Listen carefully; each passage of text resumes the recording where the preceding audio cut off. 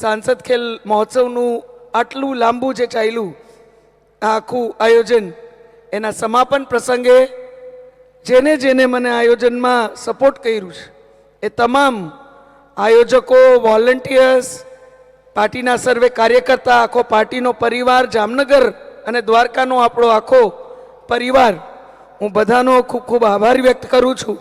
અને સૌથી સક્સેસફુલ સફળ કોઈએ આખું આયોજન કર્યું હોય તો આપણી 512 ટીમે જેને પાર્ટિસિપેટ કર્યું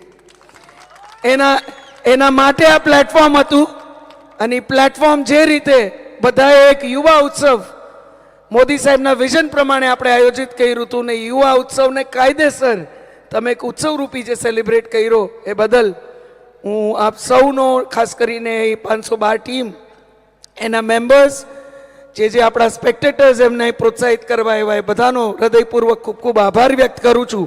પણ બહુ શોર્ટ નોટિસમાં અહીં ગીતાબેન, ગઈકાલે સાંજે અમે વાત કરી અને આજ તમે ઉપસ્થિત છો, હું તમારો ખૂબ ખૂબ આભાર વ્યક્ત કરું છું.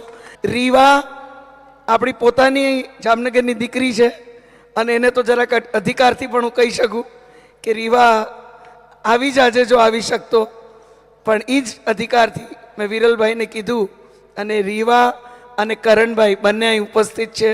So thank you so very much. આપણા બધા જ આગેવાનો, આપણા બધા ધારાસભ્યો, સતત આ દિવ્યેશભાઈ તો મને લાગે છે થોડીક વાર આમનામ ચાલ્યું હોત તો ન્યા હોત. દિવ્યેશભાઈ ઉપસ્થિત છે, મેઘજીભાઈ અહીં ઉપસ્થિત છે, મુળુભાઈ અહીં ઉપસ્થિત છે, પપ્પુબા બાપુવતી અહીંયા, સંદીપભાઈ ઉપસ્થિત છે, રાઘવજીભાઈ પણ અહીંયા હતા આપણી વચ્ચે.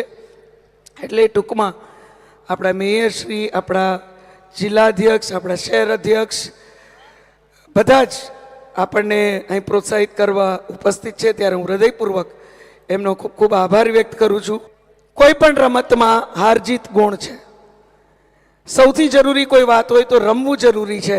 અને ઈ સ્પિરિટ, એ રમતનું સ્પિરિટ, એ સ્પોર્ટ્સમેનશિપ સ્પિરિટ તમે અહીં ઉજાગર કર્યું છે.